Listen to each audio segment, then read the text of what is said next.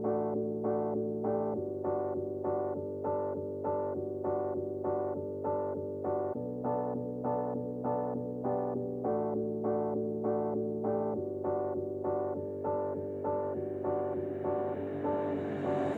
when you feel like you're nothing, but you wanna be something, yeah.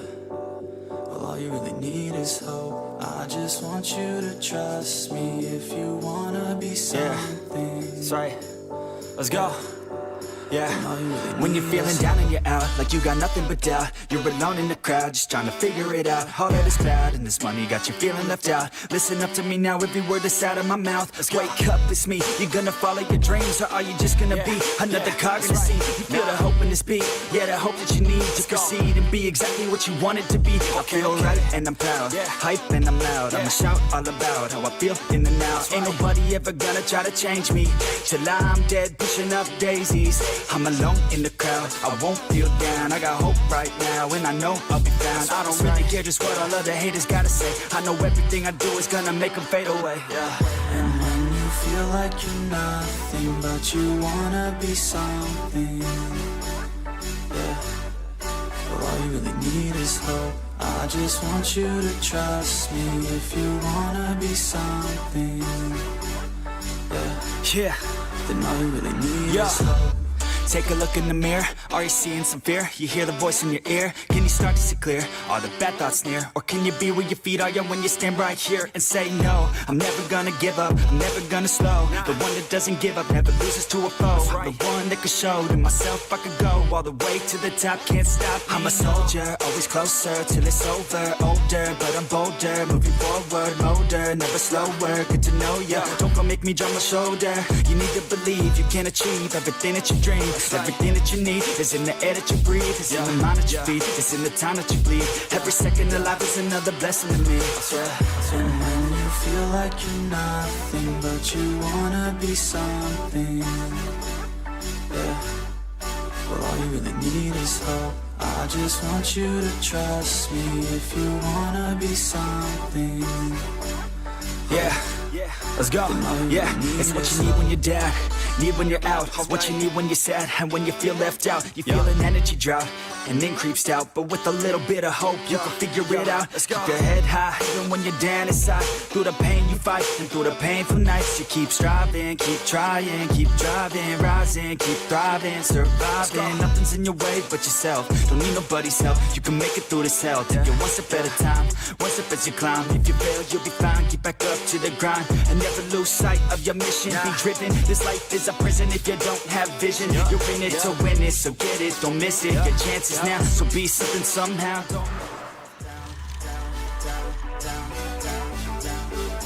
Yo, how's everybody tonight? That's right, sometime. Meow. All right, I know. All right, we are live. We are doing our thing. I'm going to have to add a second camera just for the cat. Hi. Yeah. She's very opinionated. All right, let's go. Let's do this. Before I get started, so for those who are following my personal life drama, the final appeal for my dad's coverage for either hospice or any kind of at-home medical care or a nursing home was declined. His retirement is too high. To be fair, we're not rich. He's an ex-teacher, but his retirement is controlled by the state, and that keeps him above the state poverty line. So whenever the poverty line gets moved, his income goes up, which always keeps him above the poverty line, but means that we don't have any money for his care. This is a known problem in Texas with the system, with the teacher retirement system. Basically, it's private pay or nothing. So that's where we're at. So I'm probably going to start a GoFundMe or something for my dad's future nursing care, meaning a nursing home. So that will be coming. And when I do that, I guess you guys will learn more about my private life. But Until then, let's get ready for some Gavin Ortlund. Here we go. All right, let's do this. Watch together. Bam. Ugh, darn it. Should have known. Should have known. There we go. Okay, so I'm hoping to do this video tonight because I didn't get a chance to do it the other day. But we are going to start off with Gavin Ortlund on gospel simplicity. Then we're going to get into Gavin Ortlund with what if Protestantism never happened. As you know, he's promoting his Why Be Protestant book. I will read it. I got other books that I'm reading that are more important, but I'll check it out. I'll put it on like 3 times speed on an audiobook or something. Listen to it when I jog or something like that. Then we have Lady in the Library about lust. I don't know if we're going to do that one tonight. We're going to try. And I'm going to try and do a little bit, at least 5 minutes of Michael Beverly's interview with Kevin Jin. Not a better name, buddy. All right, let's start off and let's do this.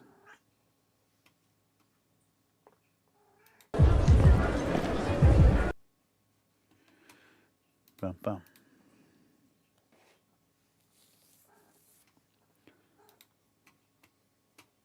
The entire church, even if it's not functioning technically in this church over here or that church over there, because we do not restrict the church to one institution.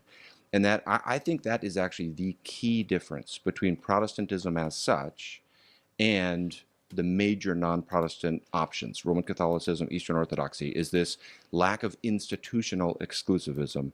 And whenever I'm answering the first or second question in a time, I try not to... Yeah, but they're exclusively against Catholics and Orthodox and even some other Eastern expressions of Christianity.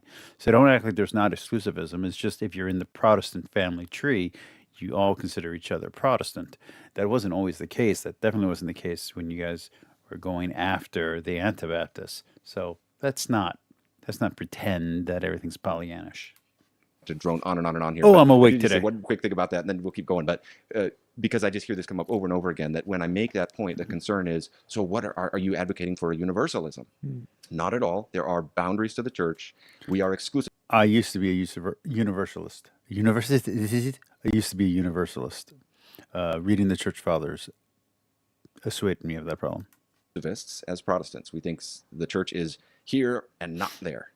There's boundaries, but we're not restricting it to one single institution with a visible hierarchy and so forth. It's a way of saying the people who aren't technically connected to me in my tribe or in my group or in my church are still fully Christian with their own valid church. And we lament the schism, but we recognize it as a schism in the church, not a schism from the church, one direction or the other. That's a very Protestant instinct, it's kind of deep-rooted in Protestant ways of thinking. I see it as a very good thing, simply because to be able to recognize the body of Christ where it is such a good thing. And, in the book I talk about Mark 9 a lot, where the disciples are threatened by this other exorcist who's casting out demons in Jesus' name. And John actually tries to stop him. And Jesus says, don't stop him. Whoever is not against us is for us. And it's challenging that sort of sense of... Yes, but there's another line that says almost the opposite. Again, the Bible can be made to say anything you want it to say. So... of maybe a humanly constructed... I did not know you, is also said. So, again, stop being Pollyannish, Mr. Gavin Ortlund. Boundary that actually doesn't reflect where the kingdom of God lies. So I'm not applying that passage to all these questions right now, but it's trying to capture something of the Protestant ethos and instinct in terms of Catholicity, which is what I talk about a lot in the early parts of the book. Yeah, and I think tying it back into Mark 9 is helpful there. And you said, this isn't kind of the one passage to kind of rule them all, if you will. But I do think there's sometimes a criticism that you face or that I might face of, well, you don't like the exclusivism because it doesn't feel good, but get over it, essentially. I'm sure you've seen comments like that. But I think it's important to say that this isn't just a matter of it feels mean, to be institutionally exclusive, though it does, and that's not nothing. But there's a scriptural concern here as well, right? Absolutely. Mark 9 is one passage. There's others. The ones I really go to a lot are Matthew 7 and Matthew 12, and the commandment from Christ himself to measure the tree by its fruit. That's with respect to prophets in Matthew 7 and with respect to an exorcism in Matthew 12. There's the doctrinal test of 1 Corinthians 12:3. The one speaking by the Spirit says Christ is Lord. No one speaking by the Spirit can say Jesus is cursed. So you've got this sense of you realize Paul is trying to give us a criterion here, and he expects us to use that. But the basic, I mean, this is a whole chapter of the book, actually, is just to say it is actually commanded by the New Testament to measure by spiritual fruit. And again, I can bring a clarification there. Maybe spiritual fruit doesn't mean general good vibes. This means what the Holy Spirit works in connection to the work of Christ. And I do some work on that word, fruit, as it's in the New Testament. So there are works that God requires of you and that Jesus requires of you. The good fruit is the result at the end, which is getting to heaven and living forever, and whatever else you think it's implied when it comes to after death. The good fruits of your labor. Testament. So it's not feel-goodism. It's a desire to be obedient to Jesus. I think actually one way we obey I agree with that one part of that statement. It is a desire to be obedient to Jesus. Jesus is, in response to those passages, seeing the work of As long as you understand that obedience is a work. Jesus and acknowledging it as such. Now, I think, it's sometimes when I'm making a general point, I understand how people might be curious how that will apply to everything. These general points, we can have a lot of agreement on with our non-Protestant friends. Recorded before or after his pasture for rent thing. Shh, shh, shh. What? I know. I'm doing a show. I'm on a show. I'm live. There's no one watching right now, but I'm live. Yes, I know. Hey, you want to be on camera? Here we go. There we go. We're going on camera. There you go. Okay, there. Friends in the main. But I think there really is this, the nub of the disagreement is the institutional exclusivism. Is the church a singular institution? And that's just a nub of disagreement where I think the Protestant side actually has a lot of argumentation for it. I think it's a single institution, or 12 institutions that can be under one of them. Yes, hi. Oh, you kissed me. Thank you. It's actually more coherent, because either you take a real hardline view and you basically say, look, here's what Cyprian said about outside the church there is no salvation. Here's how that dogma got codified and developed. Here's how you see it blossoming in medieval magisterial teaching, unum sanctum, for example. Therefore, if you are not if the one true church is the Roman Catholic Church, then you're not saved if you're not in that church. Or if it's the Eastern Orthodox Church, then you're not saved if you're not in that church. That is how a lot of medieval... Or simply put, the Orthodox Church and the Catholic Church form one church because they're two lungs that form a whole, with Jesus as its head. People thought. And that's coherent. Sure. I don't agree with that, but I see the coherence. But if you end up with kind of this hybrid view where you have the institutional exclusivism, but suddenly you've got like at least some valid sacraments out, salvation out, and the distinction there gets a little murky. Now it's like, well, a lot of times it's the fullness of the faith and so forth. Okay. I would say I think a Protestant way of thinking is more consistent because you're able to just say, no, you don't have true Christians outside a visible church. You just recognize the visible church has some fractures. Yeah. But the church coheres within multiple institutions, and we try to heal those fractures, but we're recognizing their fractures within the one true visible church. Something I've seen you make a lot of content on is this very subject. And you've put a lot of time and resources into pointing people back to what the Catholic and Orthodox churches have traditionally taught on this, because it does seem, as you said at the beginning, that there's a softening on this. And I'd be curious if some people ever kind of come back to you and say, well, why can't you let the churches just develop the way they have? Like, if the Catholic Church wants to say there's salvation outside the church now, even though it said it wasn't before, we'll find a way to develop that. Or on the Orthodox side, I think in more modern circles, you might hear we know where the church is, but we don't know where the church isn't, or we know where the Spirit is, right? Not where it isn't. That there could be salvation outside of it, or, kind of these odd ways of being connected to it. And you seem to want to point out to people that this isn't what the churches have traditionally taught. Why is that so important to go back to what has traditionally been taught? Yeah, I will say, first of all, I'm very grateful for, if we wanted to call it a softening or an adjusting of some kind. So, as someone who's read the ancient church documents, I don't know why I did it, but I did. It doesn't say what the Protestants think it says. And I've never understood why they can't understand what it says. the way that most Catholics, I'm not talking about radical traditionalists, the way that most Catholics traditionally understand what these documents say is what it says. And I don't understand why radical traditionalists take it to an extreme that it doesn't have to be, and why Protestants take it to an extreme. In the moment of, I get that there was fear of prosecution, fear of being arrested if you went to Rome and all this kind of stuff. But now that that has been held over through time and politics, I don't understand why they continue to misread it outside of purposely misleading people away from the Catholic Church out of fear. Very grateful for that. I mean, when I read Vatican II, it kind of puts wind in the sails a little bit, and you're saying, okay, they're regarding me as a Christian as I regard them as a Christian, and so this is good. But I think this issue of historical consistency comes up because of their system's claims. Okay, so because, and that's why I mentioned magisterial teaching in the medieval era for the development of the Cyprianic dictum: outside of the church there is no salvation. Because in the Catholic context, as I go through in chapter 2 of the book, you've got Unum Sanctum, you've got the Council of Florence, you've got these statements in what are almost universally regarded as infallible teaching. Certainly Council of Florence, there's nowhere around that. And they seem pretty clear. And I have a concern that sometimes people just are, sometimes it feels like maybe trying to get around what they're just plainly saying. I mean, at the Council of Florence, it's pretty clear. It's like nobody, You do that a lot, Gavin. I wouldn't be pointing fingers here.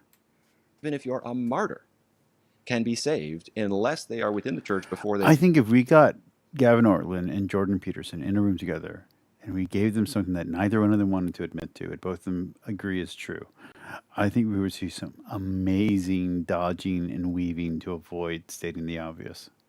No, it doesn't matter if you have baptism, martyrdom, you will, and I mean, it just fleshes it out so plainly. And then you see how that was interpreted for 600 years, really. There's Francis Sullivan is a Catholic scholar who has a good book on this, and he talks about a couple of wrinkles in that historical chronology. So some of the Jesuits had a little bit more in the early modern era. There was a movement of maybe a few people saying, you know, perhaps people outside of the Roman Catholic Church can be saved. But that sort of got cracked down upon. And it was very much an isolated view. So, and then I have tried to document this pretty consistently in the Eastern Orthodox context as well. So from the time just prior to the Great Schism in the 11th century, where you might have questions about this, where people in the East might be looking over at those who affirm the Filioque, and it might first be coming up, like, where do we categorize them? From that time up to about the 19th century, I really see consistency in their teaching. I guess I can put it this bluntly, knowing that this will now be out there on the internet and people I'll clip this. Yeah, people can fact check here this. But it just looks to me like throughout the entire medieval era, the people who affirmed the Filioque and submitted to the... So we're going to go for 30 minutes on this. Whether we get to 30 minutes in the video, it doesn't matter. Then we'll switch over to the next one and do 30 minutes on that one. And we'll try to get through it maybe next week if we come back to it. If not, if we're done with it, we're done with it. But we'll try to get through the whole video at some point. I hope it's interesting. I'm enjoying it. The Pope thought those who didn't go to heaven. The people who rejected the Filioque and didn't submit to the Pope thought those who didn't go to heaven. I think that's Thomas Aquinas' view. I think when he's talking about heretics, he means the East, what we call the Eastern Orthodox. I think that was the view between the Oriental Orthodox and the Chalcedonians in the 5th century. After that, based on how they're defining... Yeah, but some of those have been worked out. I mean, you yourself are a Protestant who broke off from the church and changed tradition. I know you guys think you refined tradition. You didn't. You're continually reforming. You're continually changing. So therefore, a development happening between two previous schisms and it healing over. The point of the schism being bad is that it's not good to be in schism. A schism healing over and no longer being anathemized is important. It's an important part of the healing process, and it's part of the goal of all should be one in unity. So, I know, one under a pope or one under, I don't know, whatever they call the council of the bishops in Eastern Orthodoxy. I get it. You don't like the synod system. You don't like the pope system. Whatever. The point is that these schisms being healed over and slowly healing is an important part in the mission of there only being one true church, and the mission of the gates of hell shall never prevail. I mean, hell shall never prevail over the gates of heaven. So that's super important to that mission statement, which means that yes, eventually the Protestant and Catholic schism also has to heal, or one of them has to cease to exist. That way, the other one can be the true church. And guess what? It's not going to be you all. It's not going to be you all. Catholic Church is going to endure. Protestantism is not. It's already dying out and being replaced with progressive wokeism. So yeah, no. And again, things can change. Look at Arianism. Arianism was popular and then it died out. So, but as of right now, you guys don't look like you guys are doing well. Anathema based on how they're treating each other, it seems like they took these splits really seriously. And so this is where the issue of historical consistency comes up, is basically if we have these teachings in what are infallible contexts, allegedly infallible, then this becomes a falsification of the claim of infallibility. Unless there's a way... No, because time, and also a different group, and also different people. And again, schisms heal and can be fixed. And the point of the anathemas was not to get you out of the church, but was to correct you. They saw it as a punishment and as a way to correct you. Those anathemas have since been lifted because we don't do anathemas anymore, because we realized that it was having the opposite effect. We matured. Why haven't you? They can try to spin it out as doctrinal development or something like that. That'll be more, you'll see that more in the Catholic context than Orthodox. Orthodox sometimes have a little less ambitious form of development sometimes, but development... Orthodox do much less doctrinal development than Catholicism does. I mean, again, it doesn't, sometimes these developments seem like more like a U-turn. You know, it just seems like you're saying A, and then 800 years goes by, and you're saying not A. Sure. So again, as a Protestant, I feel that I can act with historical consistency as a Protestant to say a Catholic can be saved, an Orthodox can be saved, and they can be functioning within the church. And they may have valid sacraments and so forth. I feel that I'm in the grooves of Philip Schaff, who I draw a lot from in the book. Note to self, Philip Schaff is an idiot. Don't read him. Thank you, Gavin. I appreciate that. One less book on my list. Richard Hooker, the Anglican, Francis. Richard Hooker couldn't catch a fish to save his life. We get it. Turretin, Calvin and Luther themselves. You know, I document. Calvin, the whole reason we have, let's be honest, Celsius. He's the reason behind Celsius, and he's a bad guy for that. I mean, who needs absolute zero to be zero? I mean, that's just weird. Celsius, right? The Protestants were able to see the church more broadly. So, you know, I know at the street level, this is not always what it looks like. We Protestants, oh man, we got a lot of issues, right? So let's just acknowledge that. We've got a lot of issues. We can be very sectarian, very fundamentalist, or there's a lot of squishy ecumenism that doesn't really honor the differences. So I want to leave all room for criticizing street level Protestant practice and views. Street level. In our official history. The daredevil and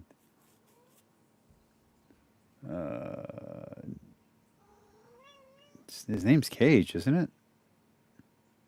Just Cage. Iron Fist, Luke Cage. Yeah. By the way, Wolverine and Ghost Rider are supposed to be in that group, not Jessica Jones. Just saying. They changed it after the show, but yeah. Historical teaching. I just feel this Protestant emphasis upon the non-institutionality, making that word up on the spot, of the Catholicity of the church.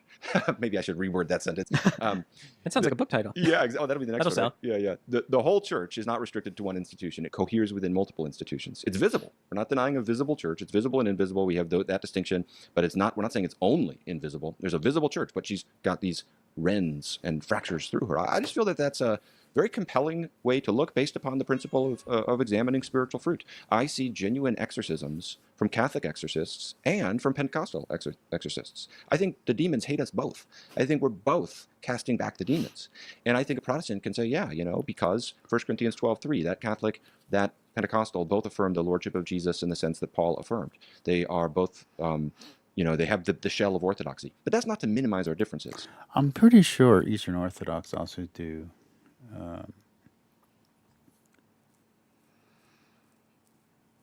Exorcisms. But, exorcisms is one example. We could give other examples of where you see that fruit. This holiday.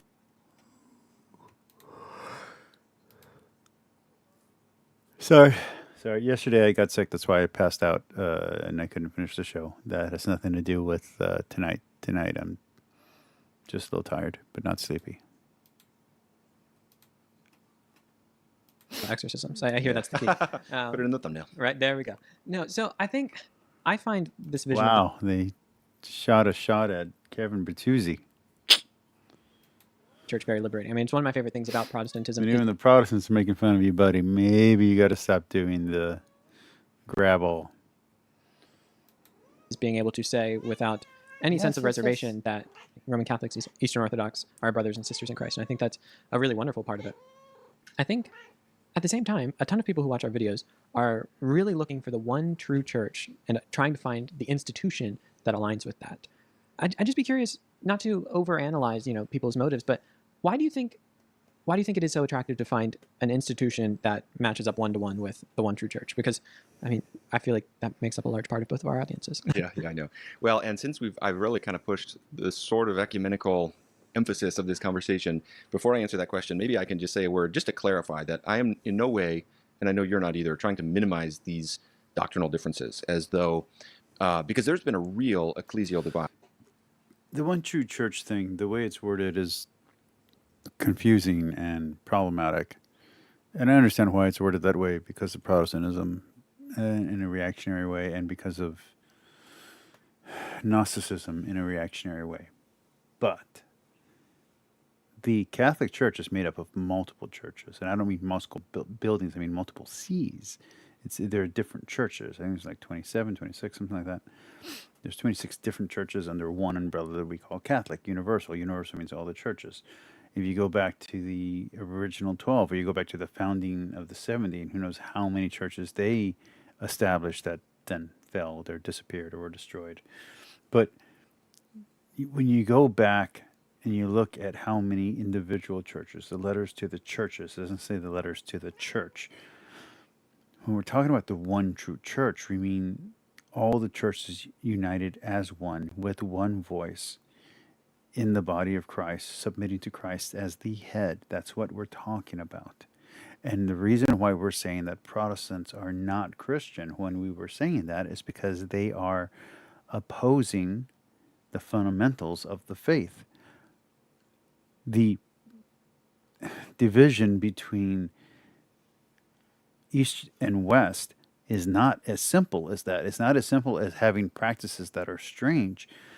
You're talking about two systems that were politically divided that tried to hold on together through faith alone and then eventually were broken apart, not because of two idiots who anathematized each other, but because after or before, roughly around that same time, you had incredible disasters, such as the sacking of Constantinople by French mercenaries.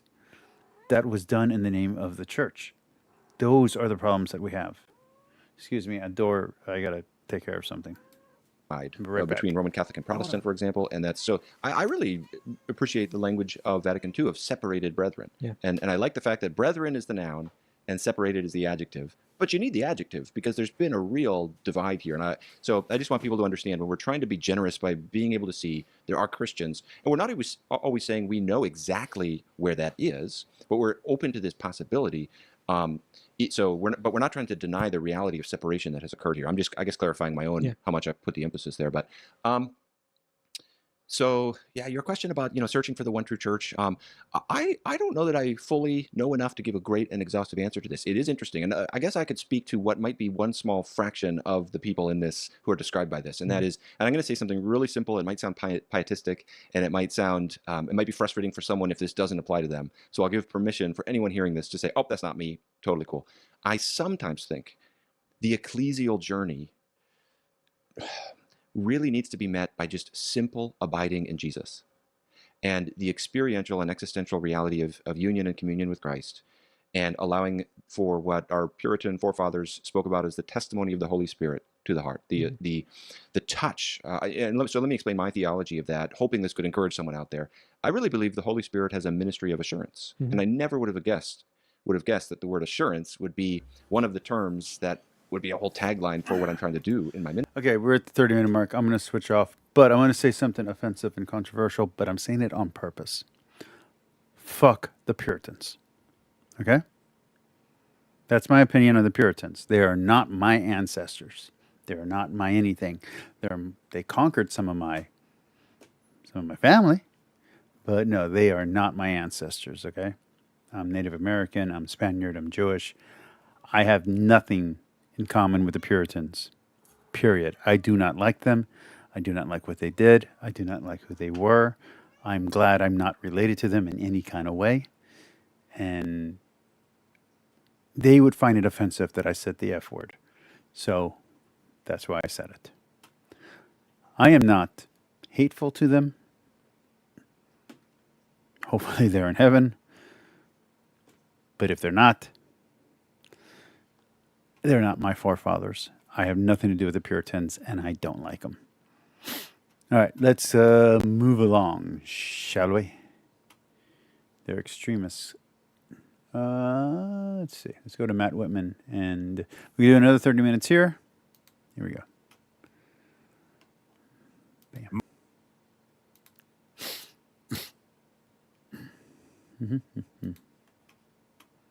Dialogues with the Eastern traditions, actually. There were efforts, and there wasn't a recognition of their ecclesial status. The conversation is just super easy to...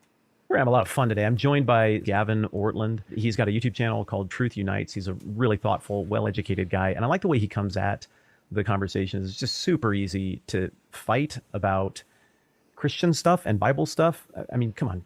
You're smart. If you're here, you know how the internet works. You know that we live in a click economy, and you know that as a result, the best things, the best tone is not always rewarded. The more outlandish the thing, even if you're a wonderful person, the more likely you are to click on that. And I'm the same way. Nobody's above it. The crazy things grab eyeballs. So what does it look like when you try to talk theology and God and life and death and eternity and the kingdom and the deep water stuff in a click economy? I mean, you've always got this pressure pushing against you to do things a certain way and adopt a certain tone, whether it's conscious or not. And I really... Yeah, I don't play that game. Hence my views.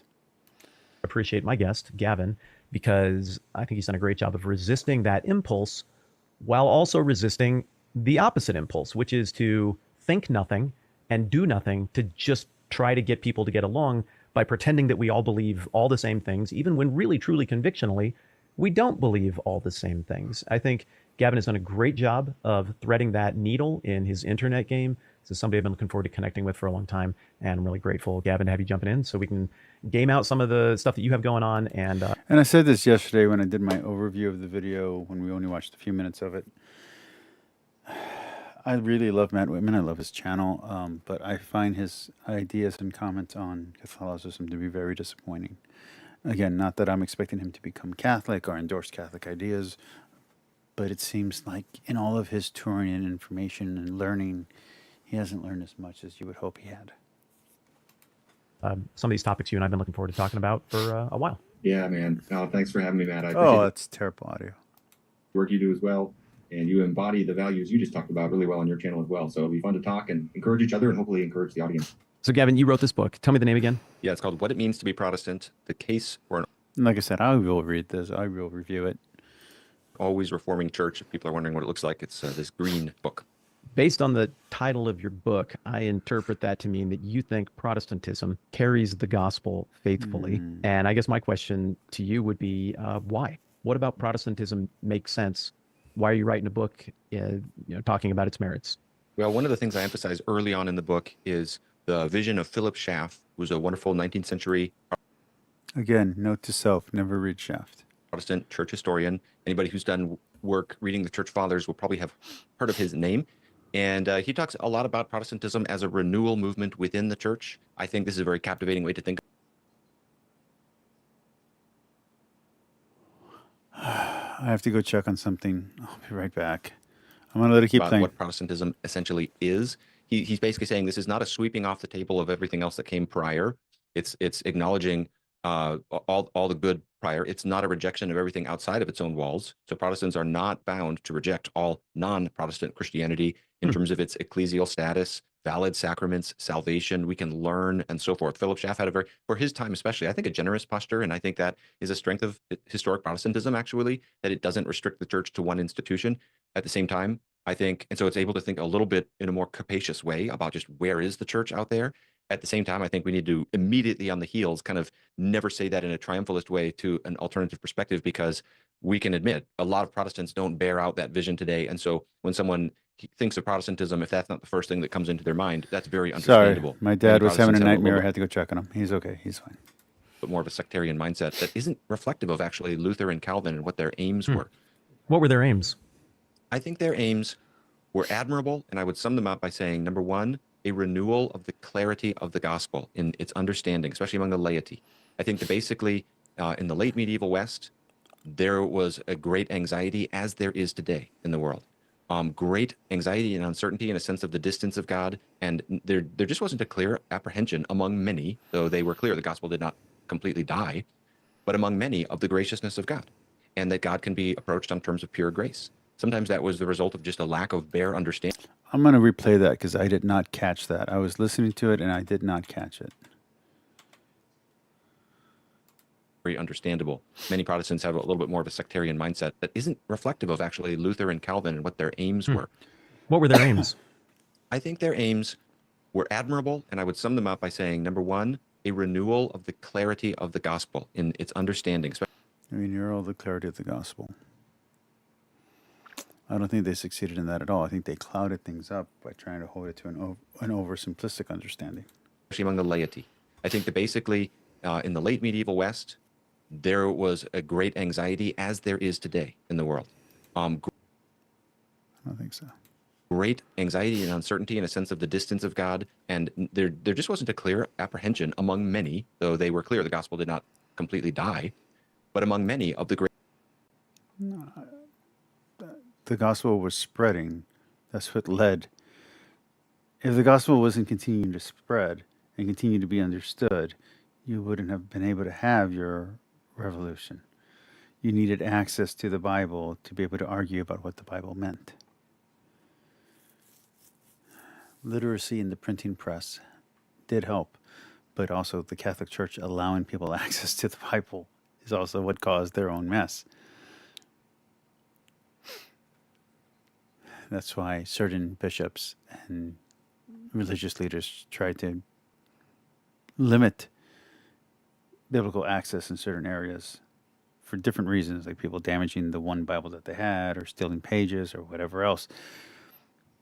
That's why in some places they would be chained up to keep it from being stolen. In other places, people weren't literate. So Protestants have a really anachronistic understanding of history. They act as if how things are today is how things were in the past, and that's just not how things work. Graciousness of God, and that God can be approached on terms of pure grace. Sometimes that was the result of just a lack of bare understanding of the gospel message even, and other times it was obscured by what practices that we would regard as erroneous, and they regarded as erroneous, like indulgences and other things that are sort of famous. Indulgences are not erroneous. Indulgences are still around, and we still do them and practice them today. Every time you're forgiven, that's an indulgence. Historical awareness. So I would say that part of the aim is a renewal in the experience of the gospel. This is what I see as the great strength of Protestantism, is a focus on the clarity and simplicity of the gospel with a result of assurance in the gospel, which is very important to my ministry in Truth Unites. I think that actually we can be assured of God's love. The other things. Hold on. I don't like how uneven this is. Give me 1 second. I want the world to know. Oops. What the hell? What just happened? Oh, there we go. Okay, there we go. I don't want these guys to think they're more important. Let's see. That needs to be a little bit smaller. Let's see. It's about the same size. There we go. Just a little bit. My shoulders right about there. Ha ha! Take that, Gavino and Matt Whitman. This would be a return to the priority of Scripture, the supreme priority of Scripture.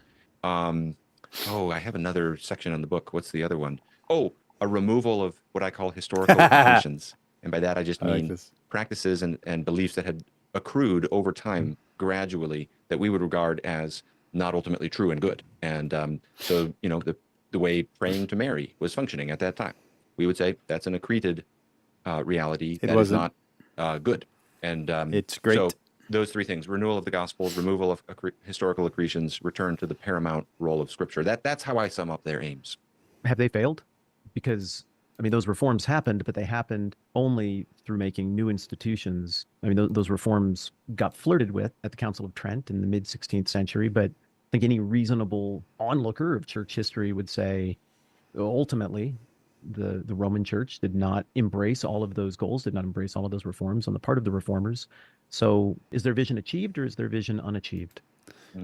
I would kind of maybe put it like this. It was a good... It's a grand failure.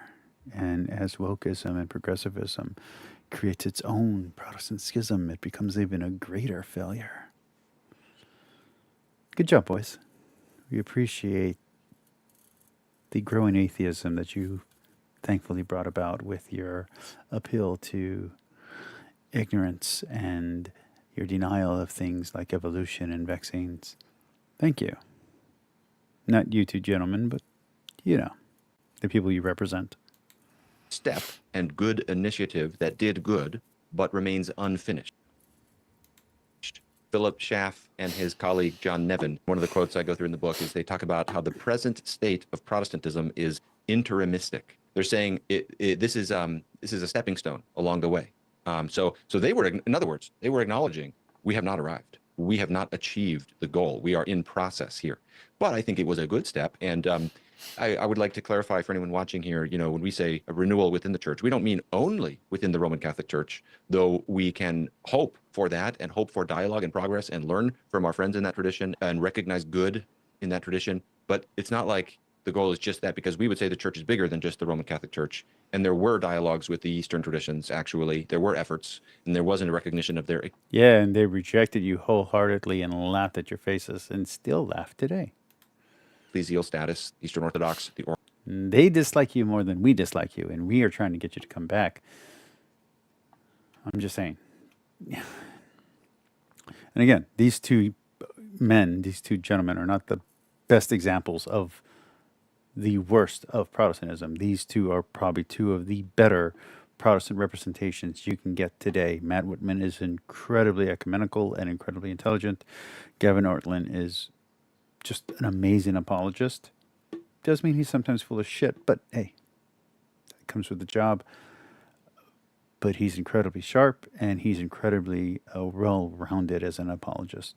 So these two men are not an example in any kind of way of the ignorance that comes out of Protestantism, but what they are defending is ignorance. What they're defending does do harm, real harm to people, whether they're defending apologetics or they're defending the way that Protestantism has become evangelicalism and fundamentalism. If you can get away from the fundamentalism and the evangelicalism, American evangelicalism specifically, and you can get back to a Protestantism that's closer to whatever Luther or Zwingli or I don't really like Calvin's version of Christianity, but maybe Wesleyan. There's a few other ones who, if you actually read what they wrote, their idea of what Christianity should look like, even though it's still not the form that Catholicism would recognize, it's much better than where Protestantism is today in the midst of its massive schism that's happening within its intellectual state because of their long denial of things like evolution, science, medicine, psychology. Their denial of basic facts is what's causing the schism. It's not a religious schism, even though a lot of people think it is. It's not a spiritual battle. It's people not being able to reconcile non-facts with facts. You can't say there is no such thing as evolution when they can see it in their face, when they can see it right before them. You can't say medicine doesn't work when they go to a doctor almost every day, when they take medicine almost every day. You can't say these things and think you're going to keep your believers because they have reality slapping them in the face, disagreeing with you. And again, these two gentlemen are not the two gentlemen that I'm talking about when I'm saying these things. I very much feel that both these people have a doctor, both these people have insurance, both these people believe in medicine, believe in evolution, believe in science and gravity and physics. These are not an example of ignorant, hate-filled Protestants, but there's enough pastors and leaders and megachurches out there that do preach ignorance and falsehoods. That is the problem with Protestantism currently in its current state, and that is why it's in the midst of a massive schism. And again, while I'm shitting on what these two guys are saying, these two guys are not the example of the worst of Protestantism. These two are the best example of Protestantism. If Protestantism were these two gentlemen, we'd have a lot more to work with and we'd have a lot more in common. These two are not an example of the average Protestant thinker or the average Protestant churchgoer. Oriental Orthodox from the Reformers, but then also just the churches, the proto-Protestants, and those who'd been frankly excommunicated or persecuted, and they were not under the jurisdiction of the Roman Catholic Church. And by the way, I'm not a great example of a Catholic either. I'm way more open-minded than your average Catholic, so I'm not shitting on them for being unique. What I'm saying is that they are unique. We need more Protestants like them, and we don't have them. We have a ton of James Whites. We have a ton of James Whites. We have a ton of Shamoons. Even though I think he's Orthodox now. Feel bad for the Orthodox. We have a ton of James Whites. We have a ton of that hate preacher, Anderson. What we don't have is a ton of Gavin Ortlunds and Matt Whitmans. And I wish we did. The Protestants want to say, hey, these are still We have Christians. 1,000 Mike Wingers, and we have no Gavin Ortlunds and no Matt Whitmans. The Waldensians are part of the We church. have one of each. The Hussites are part of the church. So I would say, yes, it wasn't embraced by the Council of Trent officially, though that doesn't mean there hasn't been any influence. But so basically, I think the answer here is we're a mess. we're a mess. But we had our Counter-Reformation, which was a Reformation inside the Catholic Church. We already had our Counter-Reformation, and then we had our revolution with Vatican II, which a lot of rad trads and ex-Protestants that are looking for this hypothetical, illusionary version of the Catholic Church that you are hinting at, that never actually existed. They then want to break away and call the Pope schismatic, and you guys think, oh, those are Catholics saying it. No, these are ex-Protestants who became Catholic, who then, Catholicism is not what they were told it was, so now they're trying to turn it into this megamaniacal Machiavellian church that never existed. It only existed in the minds of the Protestants. Anyway, Protestantism has led to a lot of problems. But I still think the Reformation was a good thing, and I think it achieved some really huge wins. Let me ask a crazy 10,000 foot level question. What would success look like for the outcome of the entire Reformation era if 100 years from today it worked out? I'd say, first of all, a greater recognition of other groups as Christians that are within basic Christian orthodoxy without the qualifications and without the aloofness. And I would say that we have made some progress on that already.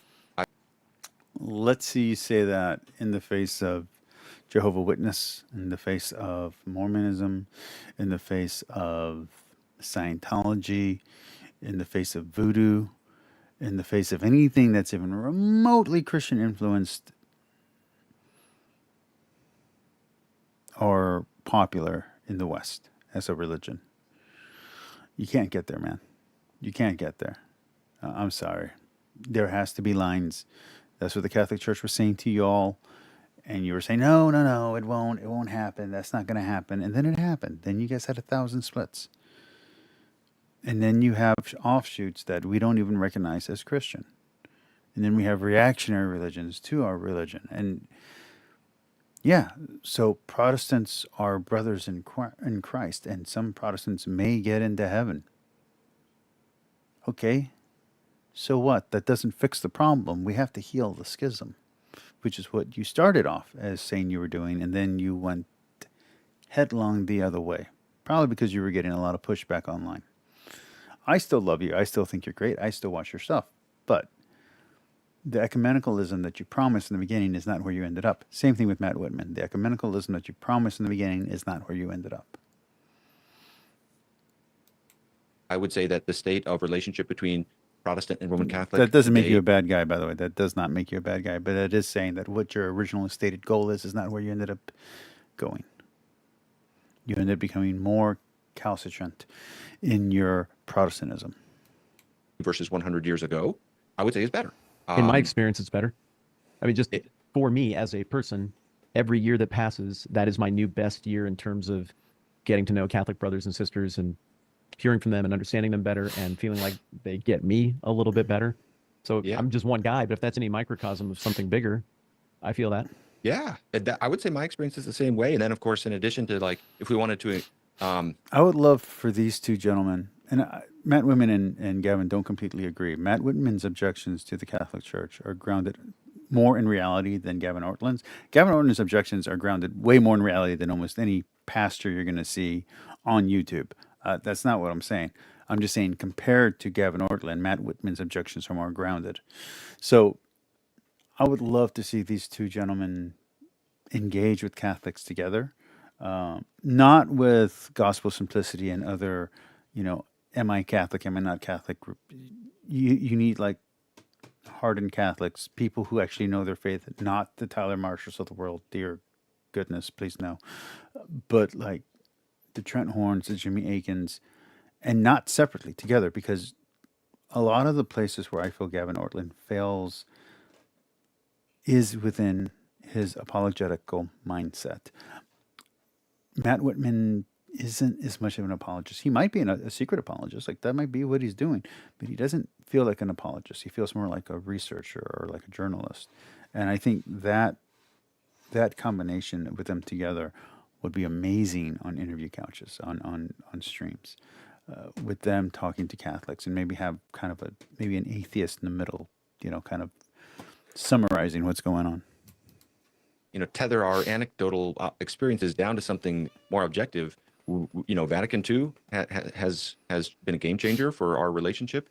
And then among Protestants, though, I think we've got a lot of work to do on our own side in terms I would love for Gavin to talk to Joe Heschmeyer, because they're kind of on the same level and they make kind of the same errors to the opposite way. Like Joe Heschmeyer errors toward the Catholic side, Gavin Ortlund errors to the Protestant side. But that would be a good mix to see those two mix it up, because they both are erroneous in the same kind of way and they're both accurate in the same kind of way. Matt Whitman, I mean, Jimmy Akin, maybe. I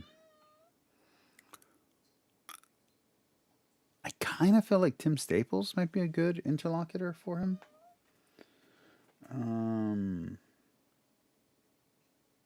I can't think of a specific a specific Catholic YouTuber that would be a good counter to Matt Whitman. I would almost say myself, because I've kind of gone through the same journey that Matt has, only on the Catholic side. But I'm not a big enough YouTuber, and I'm, I'm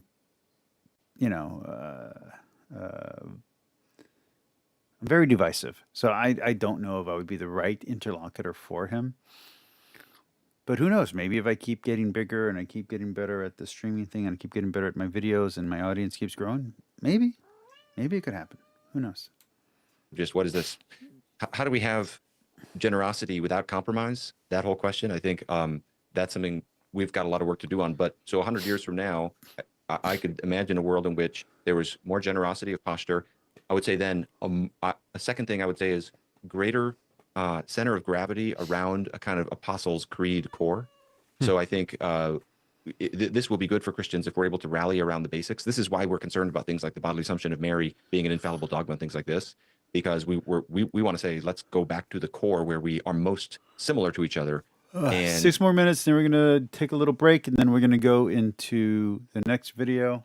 I don't know if we're going to go a full 2 hours because this room has been pretty empty today, but we'll see.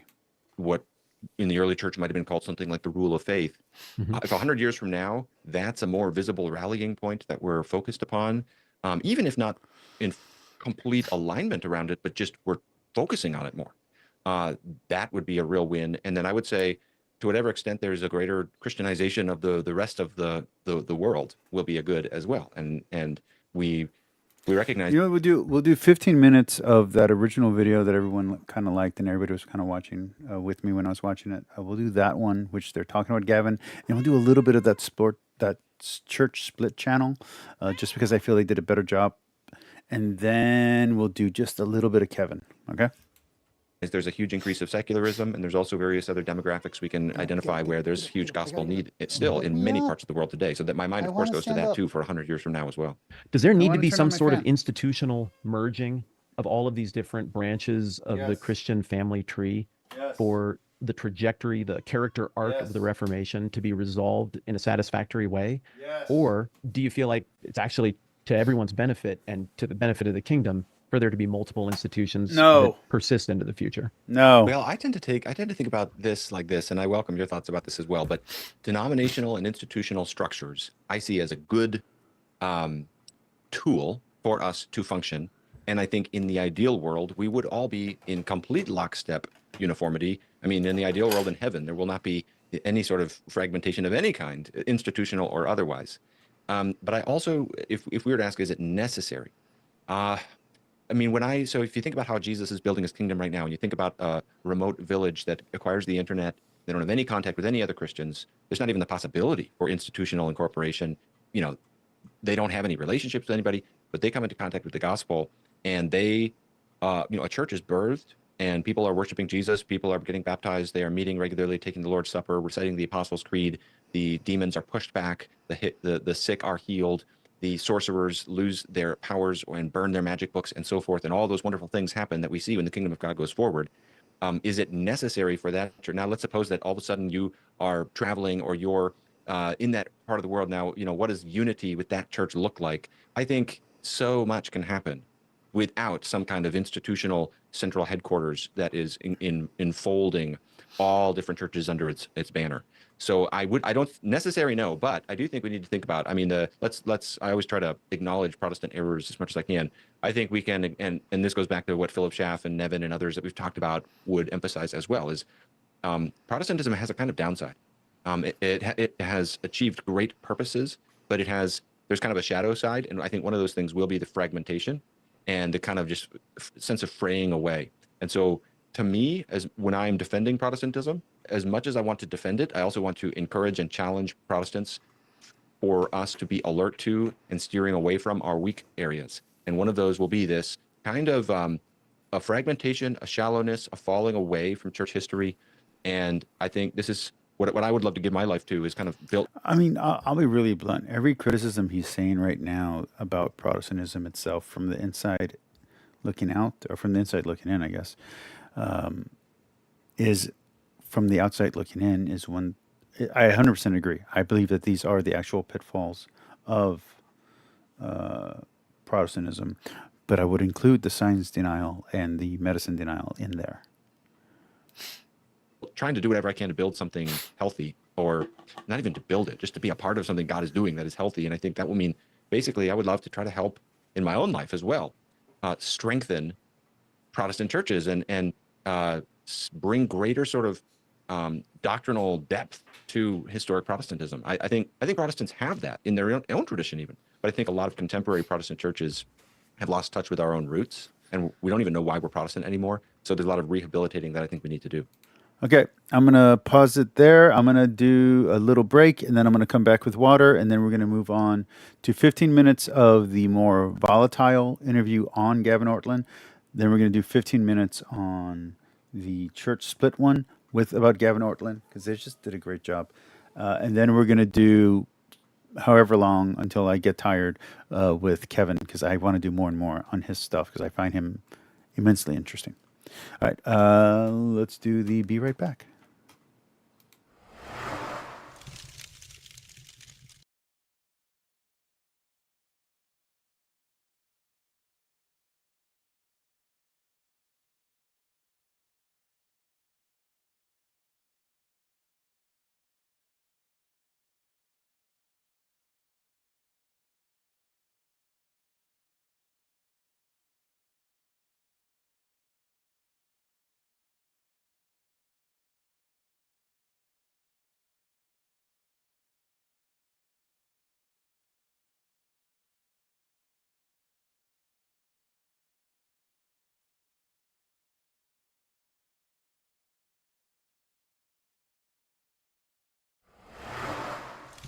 Tonight's workout is going to be lunges, by the way. Wish me luck. Okay. Let's see. Let's go back here. Cringe and like we're weird, embarrassing, and they don't believe in evolution and stuff.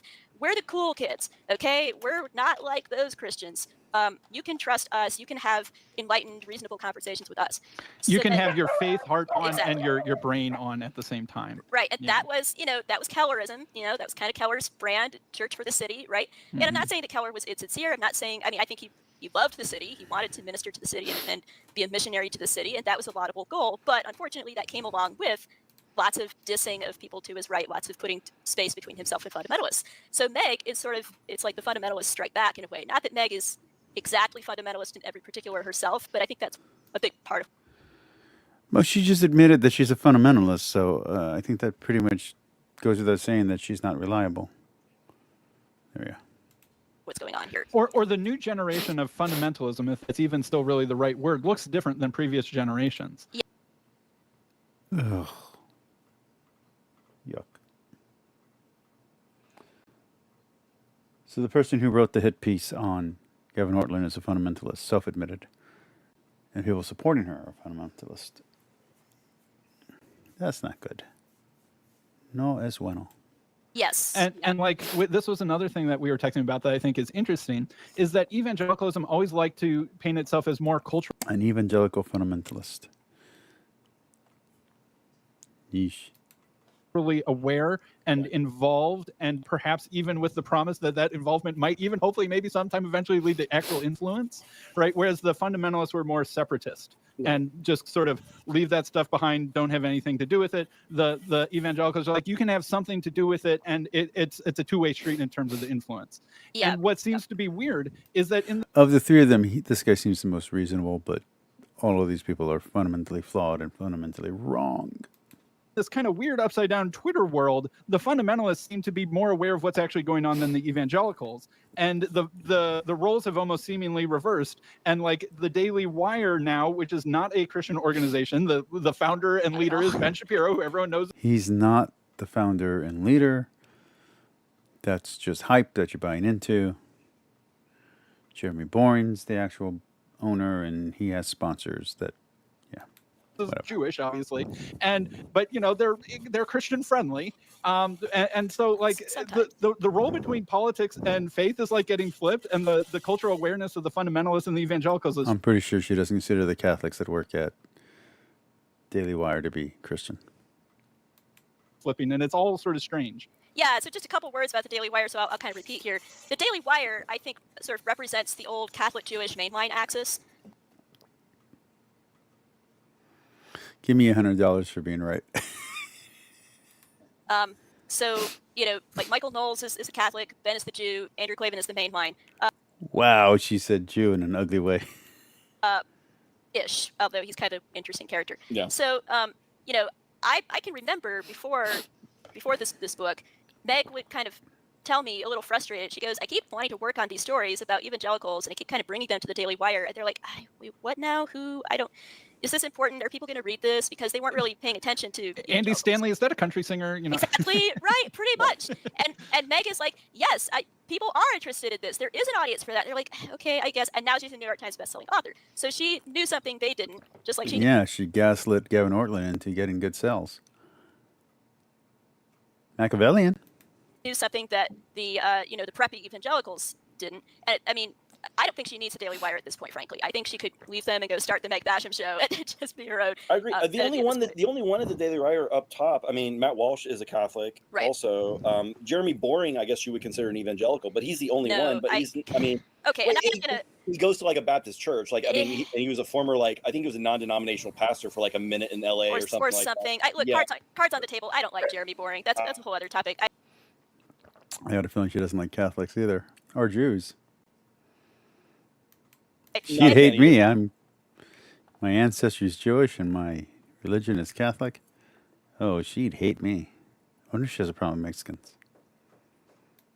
Well, and you were saying, so, I mean, Sam's like Christian friendly. Jeremy bullied a young reporter named Ben Zeisloft because Ben was raising a question about the fact that cameraman for the TV show The Chosen had a pride flag on set, and that stepped on the toes of Jeremy Boring's corporate interests because the Daily Wire, The Chosen were in sort of this corporate partnership, and Jeremy got really ticked off at this and kind of bullied the kid on Twitter, and the kid eventually just left. So, now, but what I don't agree with, though, is the implication that Meg herself is some kind of sellout because she works for the Daily Wire, and so, people in glass houses shouldn't throw stones, that kind of thing.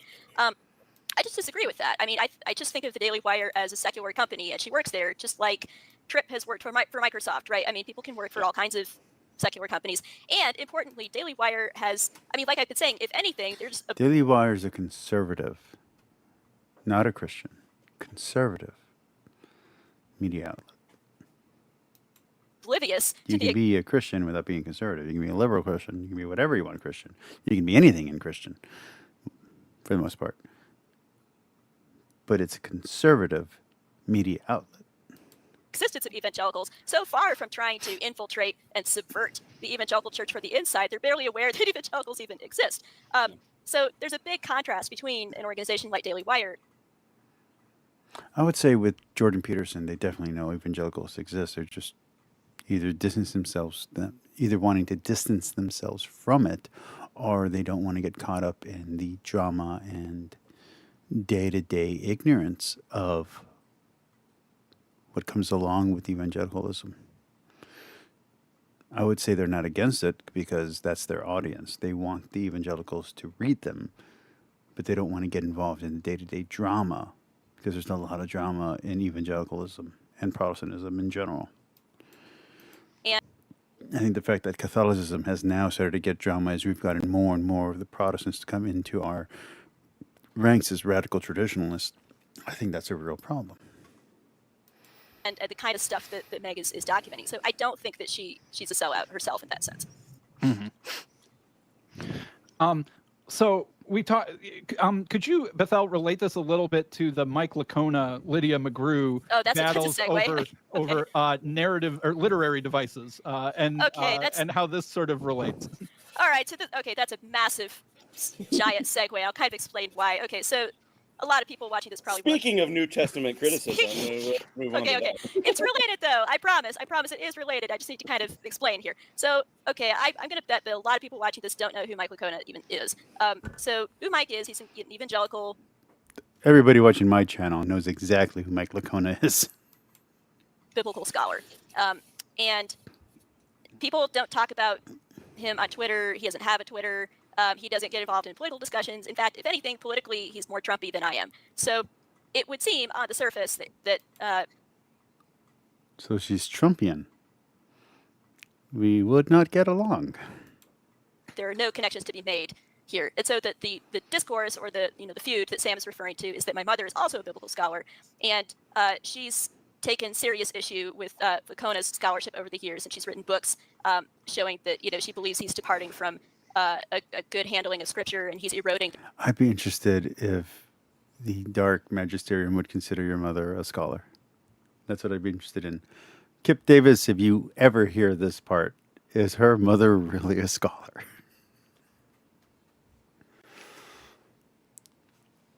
Just asking for a friend.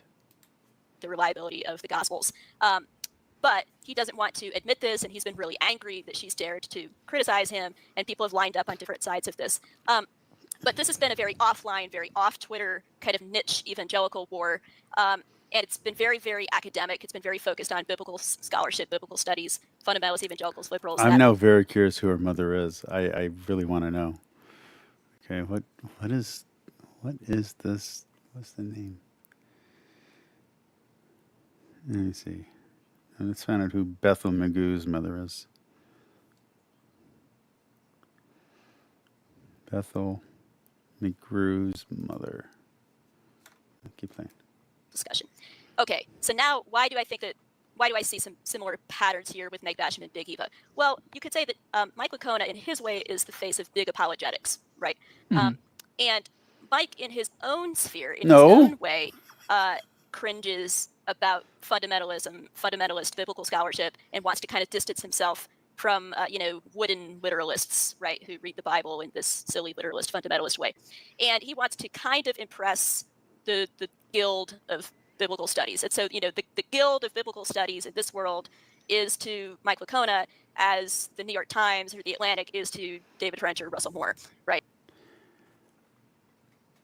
Mike Licona is the king of the apologist. I don't think so. No. No. The class clown of apologists might be Shamura, or might be, if not Shamu, David Wood. The grandfather of apologists, I guess, or the angry uncle, would be James White.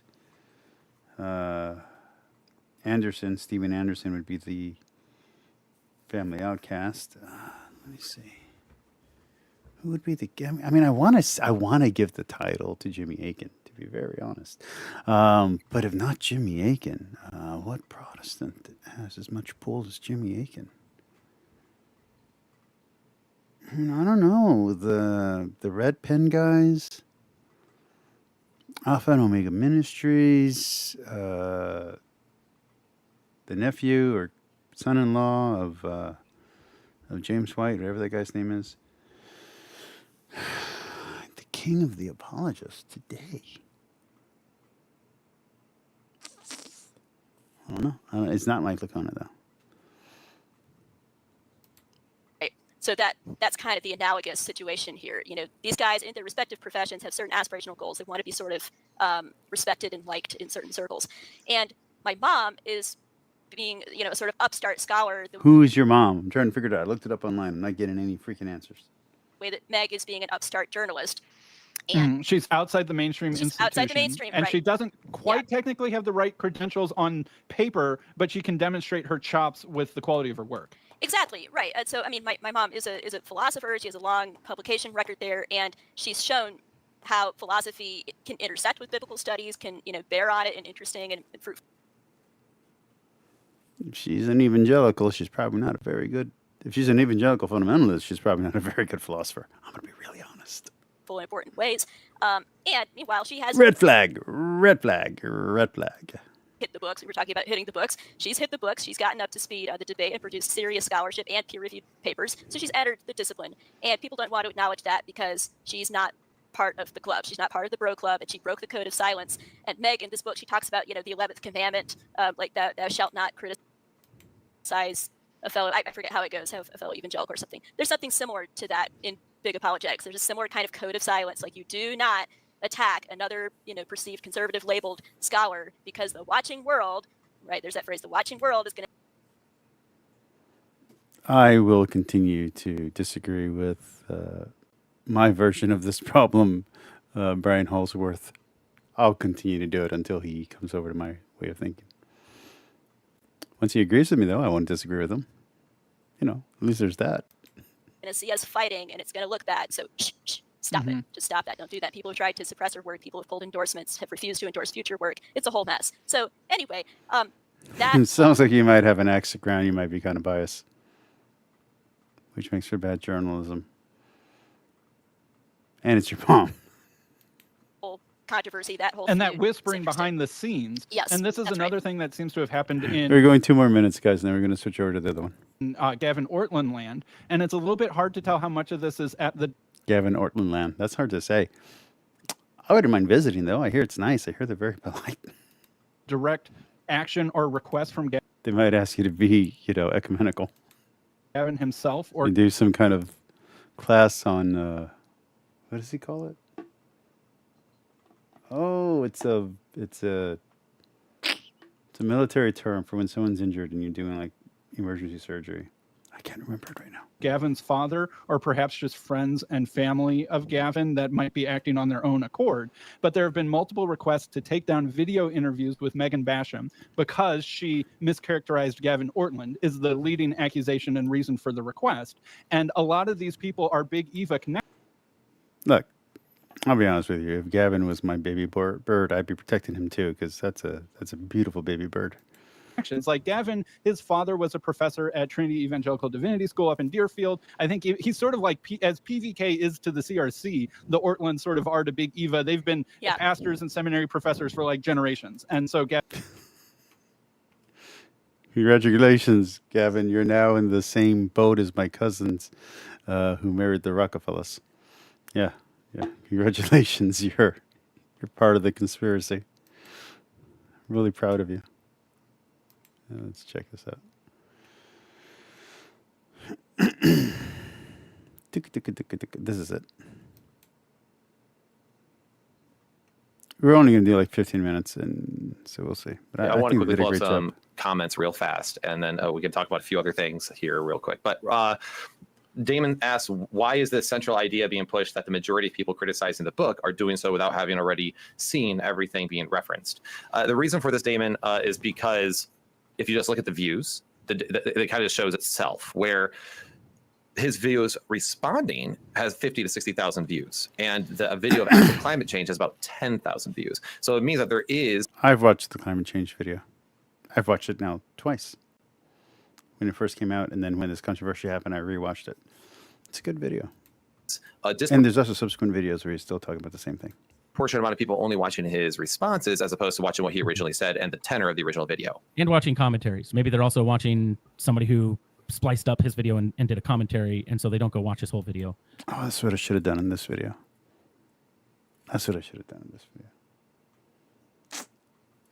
Darn it. Right. And all of that to say, that's not the people doing the commentary's fault. And I say this in the opening too. People aren't in control of other people's actions. So people coming after Gavin, people coming after Megan, I'm not going to fault either Gavin or Megan for that.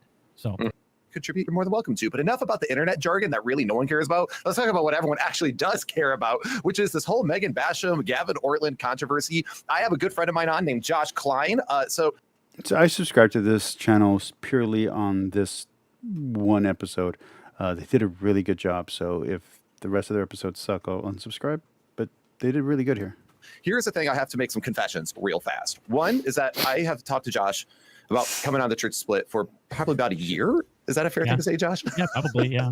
And every time life happens and the thing that we want to talk about comes and goes. And now we're talking about a thing that actually we probably care about the least, but whatever. But Josh is with Free Thinking Ministries. Now, some of you guys might know I've had Dr. Tim Stratton on a couple of times on the channel. Tim is a good friend of mine as well. So it's nice to have his colleague with him today. And you, sir, the reason why I'm having you on is because you wrote a recent article about this situation. Would you like to kind of unpack that? Tell us a little about yourself as well and go from there? Yeah, absolutely. Like you said, though, it's funny because I've written a lot on LGBTQ issues, the post-Christian culture, philosophy things, and this Megan Basham thing has elicited more invitations to go speak to somebody than any of those did. But here it's neither here nor there. It's all fine. And so I don't feel particularly passionate about it, but I did. And you might think, no, you wrote like a 4,000 word tome on this. So of course you're passionate. I just wanted to try to be thorough, and I saw Gavin's side.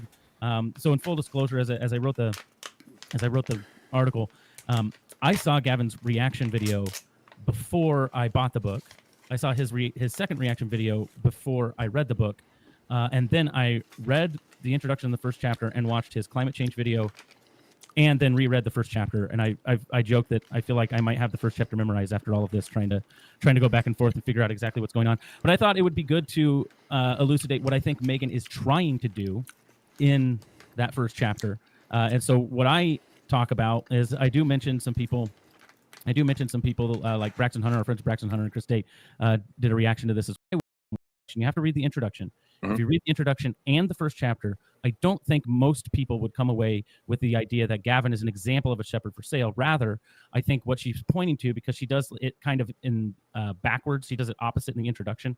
What she's pointing to is that there are certain good faith pastors that trust institutions and trust certain entities to tell them the truth that have been led astray by the big money being pumped into those things from leftist organizations. And then they end up parroting a narrative to their people. And that's what she was getting at with Gavin, is that he was one of the people that was actually led astray by these things. And he was so convinced that anybody who would watch that video would walk away thinking, man, if I disagree with Gavin, then I must be buying into conspiracy theories. I must not be hitting the books. What book should I hit? Oh, well, Gavin says I should look at Carrie Emanuel and the IPCC, so that's where I'll go first. And if I'm a skeptic, I'm not impressive to Gavin, and so I need to start to shed the skepticism and embrace the non-skepticism. So I think that's what she's trying to get to. And so that's what I try to elucidate in the article, is to say she's looking at the theme. She does misquote him. I said that in the article, but I don't think she misrepresents the tone of the video. And I know we'll get into that. So I think she does. I think she misrepresents the tone of the video, but that's my opinion. Mind you, I'm biased for Gavin. I like Gavin a lot. I disagree with him on the Catholic issues, of course, but on the Protestant stuff, he's really the first Protestant that has convinced me on any of the validity of Protestant issues.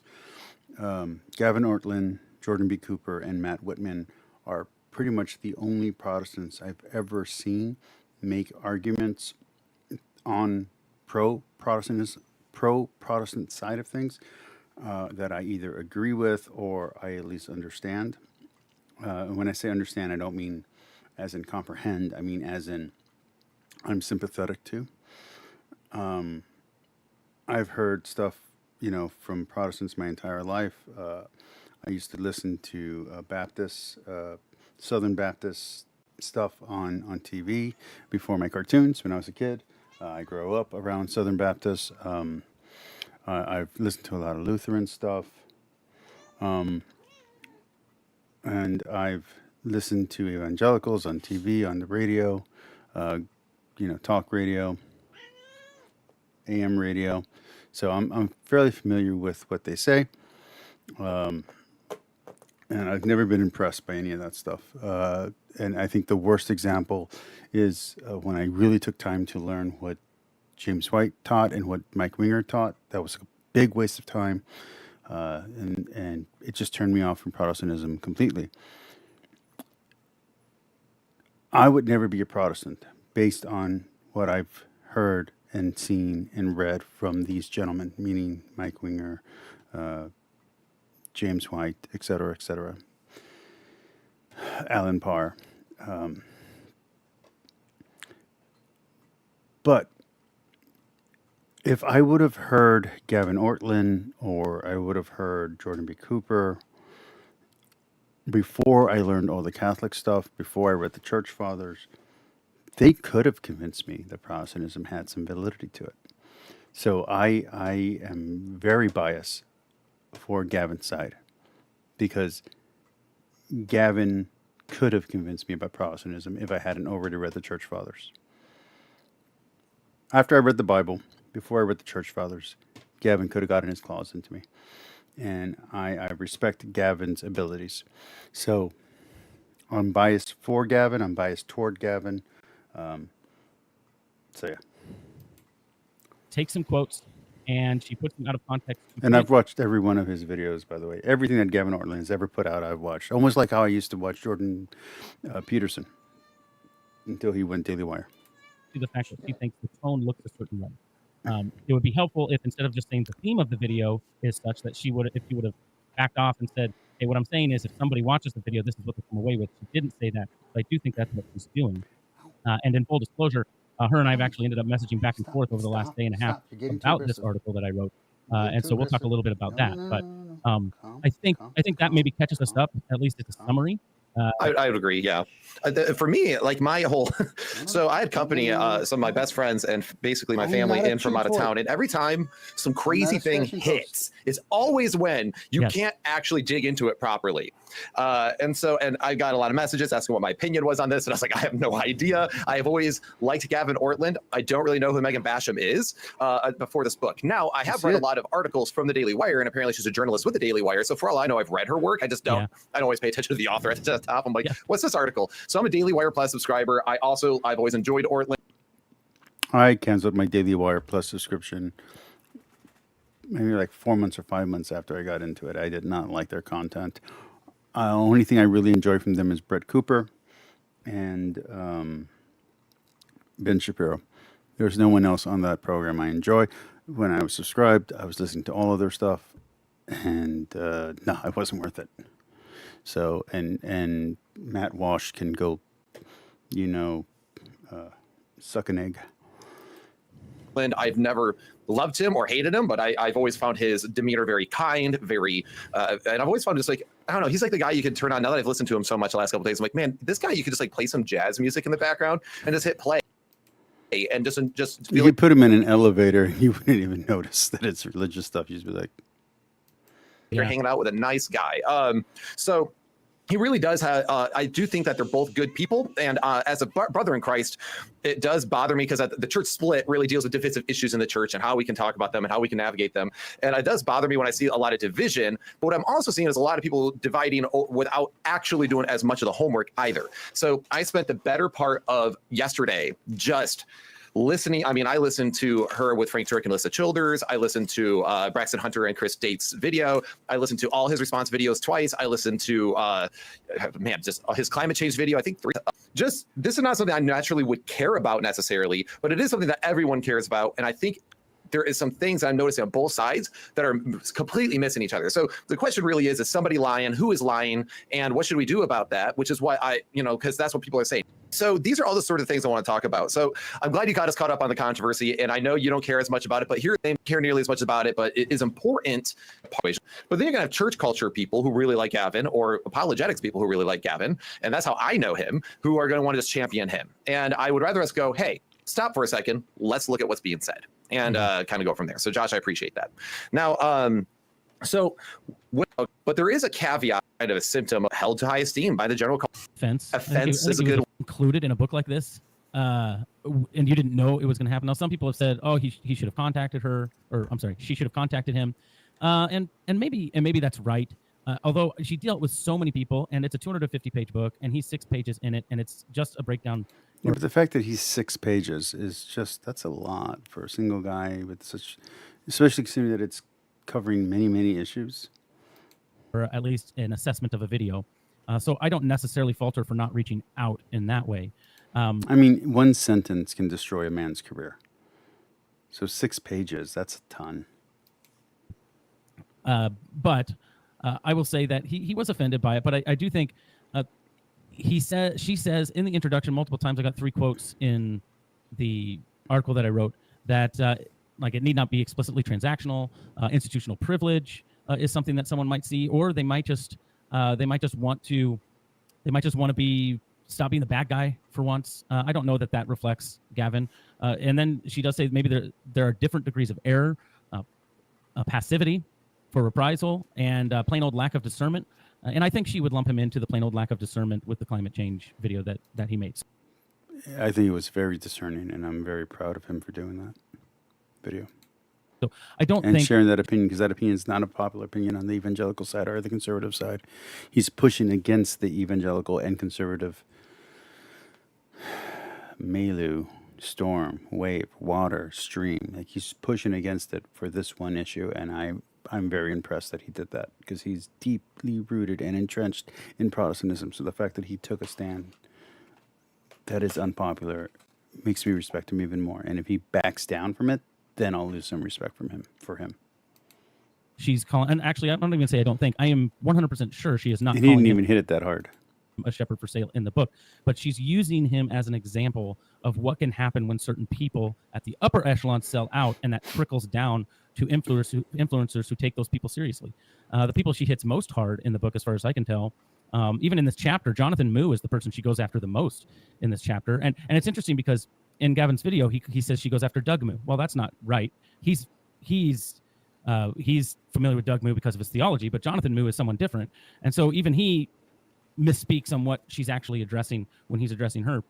And so she goes after Jonathan Moo, she goes after Russell Moore, Tim Keller, and other people way more than she goes after Gavin. And what she's doing with Gavin is saying, hey, this is the result when this money and this influence gets involved and these leftist organizations get involved from the top, it trickles down, and people like Gavin who are not discerning this part of it end up creating a video that when people watch it, they walk away going, oh man, if I disagree with Gavin, am I buying into a hoax? Am I buying into am I not hitting the books? Which book should I hit? Oh, Gavin gave me one book. I'll go read that. Even said like there's certain word choices now where she's like, oh, I probably could. Okay, so we're good there. Let's go on to one more video. We can do one more.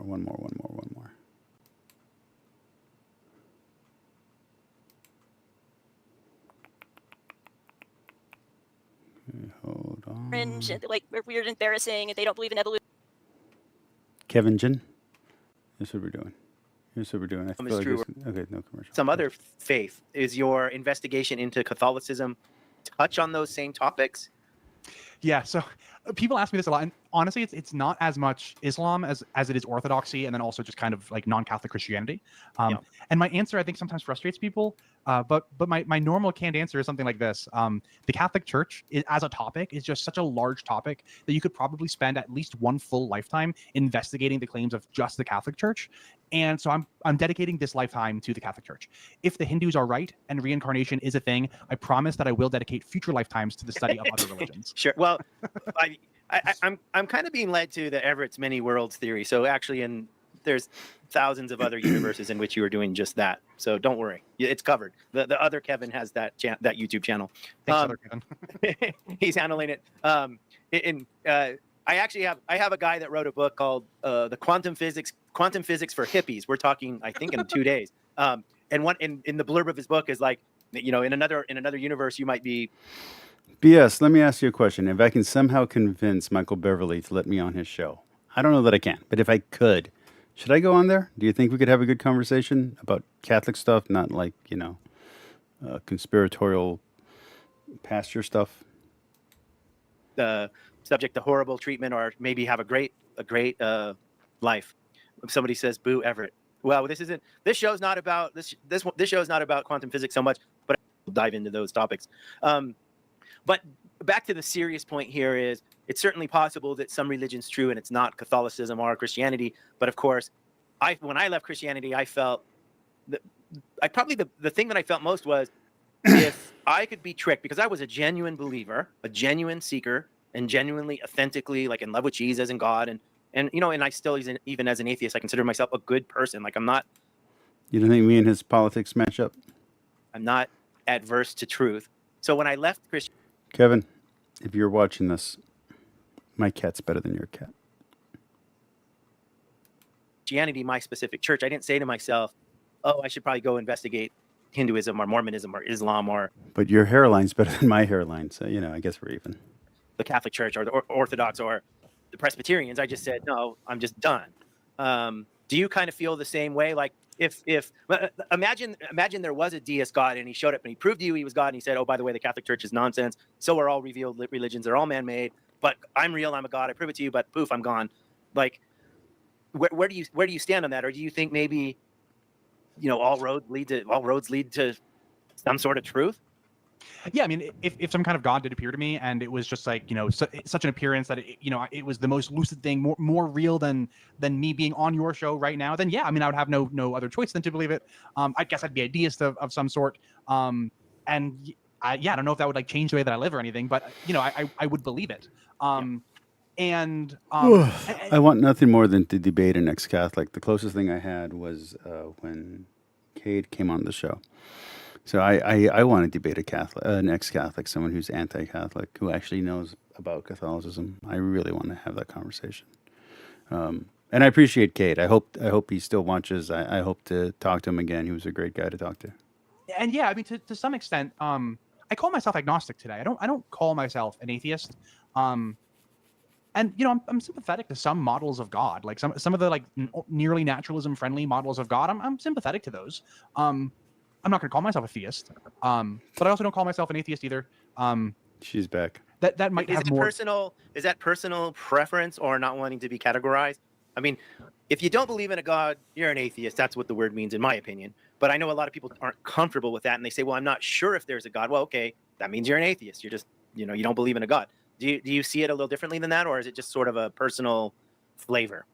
It's really just a personal flavor. If somebody like if I spoke to somebody and then somebody said like, well, I think you're an atheist, I would say like, that's fine. I'm totally cool with that.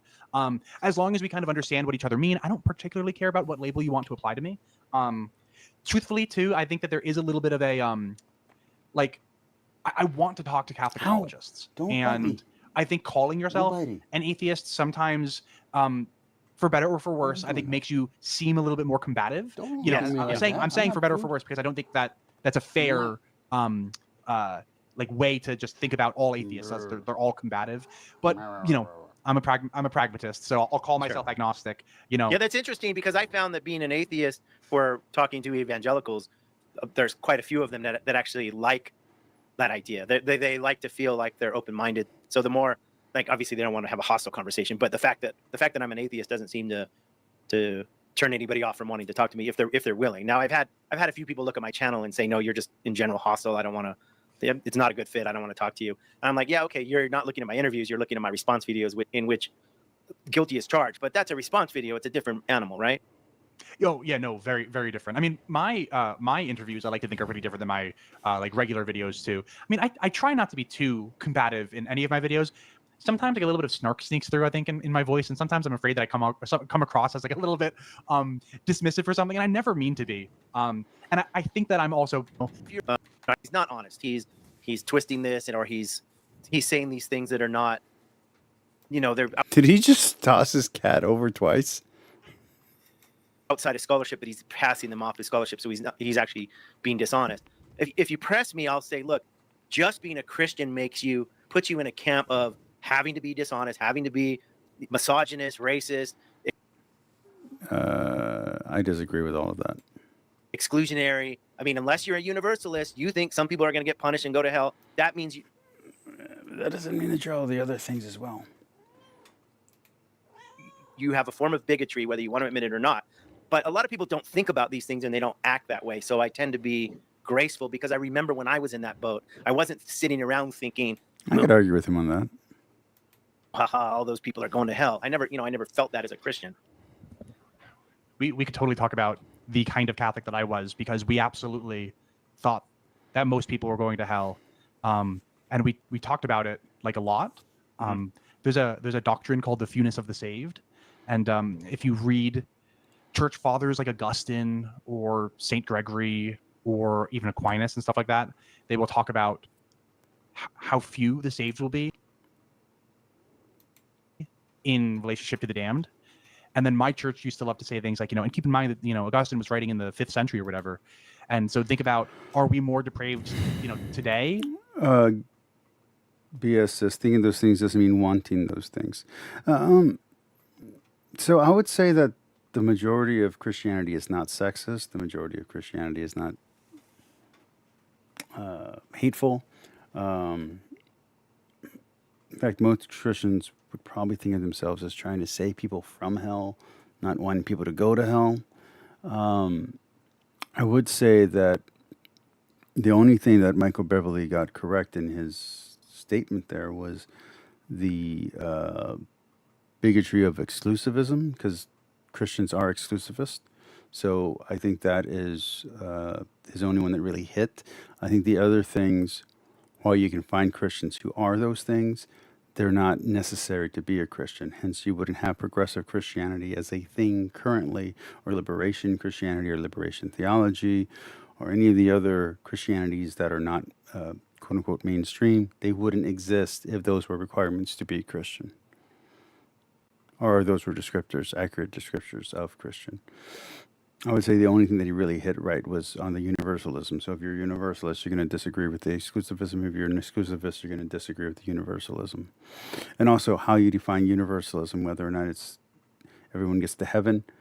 which in that case you can still be exclusivist on Christianity, but still believe eventually everyone gets to heaven, or you can be universalist in that everyone is correct and they're all trying to worship the one God, but they just have different interpretations of it. But that even fits within Catholic doctrine, which believes all truth is God's truth, and therefore what you're trying to do is get to the religion that has the most truth or the fullness of truth. When we have the internet and we can all access, whatever images we want to find on the internet, and Augustine couldn't do that. So, do you think that, we as a human species are Don't limit what Augustine could do, Kevin. You don't know what Augustine could do. more moral today or back then? And so if Augustine was saying that about back then imagine how much worse it is for all of us. I mean, we wouldn't. When you read the church fathers, especially the ones who are more about complaining, whether it's Chrysostom or whether it's Augustine, I'm talking. It sounds like they're complaining about today. It sounds like they read a news article from today or saw a Daily Wire article or there's a TikTok and they're just, did you see what happened? But they're talking about ancient times. It's really funny. And I think it doesn't matter when you read them. I think that's why they're so popular throughout the years. Would you stop with the biting? No. Don't act all innocent. Stop with the biting, or I'm going to kick you out of the room. You're gonna get kicked out. Behave.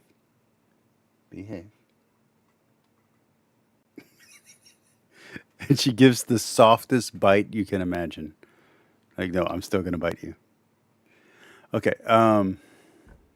Continuing. Exactly come out and say it, but we essentially believe that if you weren't very conservatively Catholic, like even most Catholics are going to go to hell. Yeah, all that is actually Ecclesiam Nullo Salus. Outside of the church, there is no salvation outside the church. Yeah, that is when I try to explain that to Protestants, they don't get that at all. They're like, "What? Like, you think Protestants are going to hell?" It's like Catholics think other Catholics are going to hell. Like, you're not in a special club. No salvation. Wow. And not even purgatory for really good evangelicals? Almost definitely not. And here's why. If you commit a mortal sin and you do not go to confession, you will go to hell. That is the standard Orthodox. Just done. You're just done. Yeah. So wow, there's certain fundamentalist sects that have the same thing. My first wife, we got married when we were very young, mm-hmm. And I come to find out later that she grew up in the Midwest, and that it was very common for every church to think that about themselves and everybody else is going to hell but us. Like, wait a minute, what kind of world do you really want to worship a God that's like that? Yeah. But that is how I was raised. I have a ton of stories of how I was raised, and I'm more than willing to share them on today's episode if you want to talk about that, because I feel like a lot of people who aren't Catholic, they hear Catholic and they just think. Yeah, but you were raised in a really weird kind of Catholicism, as me and you have talked about on either under one of my channels or under your videos. I don't really know. Under one of my videos or under your videos, we've talked about that. You were not raised in the normal Catholicism. The Novus Ordo Catholic Church down the street from me, and you heard me say, what is Novus Ordo? I can explain. But the Novus Ordo Catholic Church down the street from me, they're like hippies. They're nice. Father Joe over there, he's, he told me that everyone's going to heaven. So aren't all Catholics like that? No, all Catholics are not like that. That is not at all how I grew up. When I went into regular Catholic churches as a kid, I almost felt like I was in a completely different church. Not. So we're going to go 3 more minutes, and then I'm going to call it a night, and I'm going to go do my lunges. The same religion, it's different. Yeah, I mean, do you want to? Yeah, no, I would like to hear some stories, but I want to say one thing. When I was a Christian in evangelicalism, I obviously noticed the differences in my own traditions and the denominations, and I think it was a general viewpoint that Catholics were under one umbrella. And I think I run up to people a lot of times, even today, that there's all these forms of Christianity, division, sects, but Catholic is a unified. And that's just not the case, right? That's not reality. So yeah, go ahead and give us some examples of stories of your own life.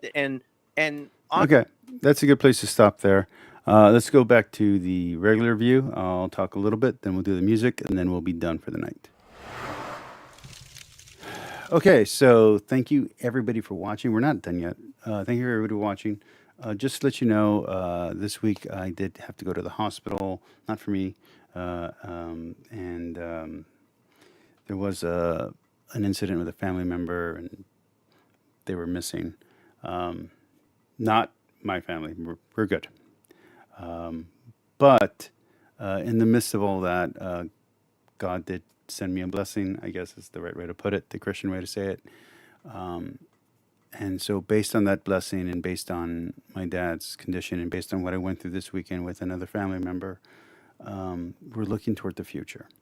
So, what I've decided to do, for those that don't know, I've been appealing for my dad's care here where we live in Texas, and we just got the final denial. We've gone through the insurance, we've done all the stuff, we've done everything we can do. It's been 7 years of me fighting for this, 6.5 years, I guess technically, and this is the final appeal. We've already talked to the state representative, and this was the appeal after the state representative said, basically that he couldn't do anything for us. It's not the house. It's not my job. There's no I could be a millionaire at this point. It doesn't matter. The reason for the rejection is my dad's part of the TRS system, which means that teacher retirement from Texas keeps teachers above the poverty line. But to get benefits, you have to be under the poverty line, which means that after groceries, after his insurance payments, after his hospital bills, medicine bills, he likes watching Gilmore Girls. So after his Netflix bill, we're out of money at the end of each month. We just are. So that means we don't have enough money for extra care. So when I had my corporate job, I was paying over a quarter of my monthly paycheck was going to my dad's healthcare. To save money, I decided to be my dad's provider with the promise, with the assurance that I would get the providership, but I was denied providership for my father. I can be a provider.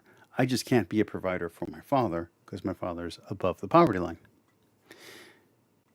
So there goes that. So I went back to work, and now after the experience of this week, I've decided to go back to a full-time job so I can have money to afford my dad's care while he's here and while I'm here. But I won't always be here, and his health, because it is Alzheimer's, will decline to the point where he can't be cared for in the house. So I'm going to start a GoFundMe. I don't know when I'm going to do that. It's going to be soon. And the goal, I have to do the calculations on how much I want not necessarily the best nursing home, but I want a good nursing home. I don't want to send him to a state facility. I don't want to send him to somewhere where he's going to be mistreated or someplace where he's going to be confined. A good nursing home that specializes in Alzheimer's and dementia would be great. So I need to figure out how much that will cost.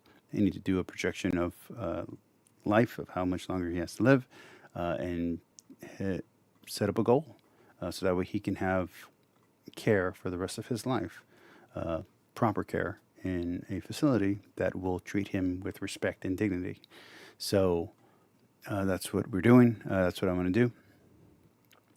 I have to figure out a time frame for when, if that goal is reached, then to get him a facility, all that kind of stuff.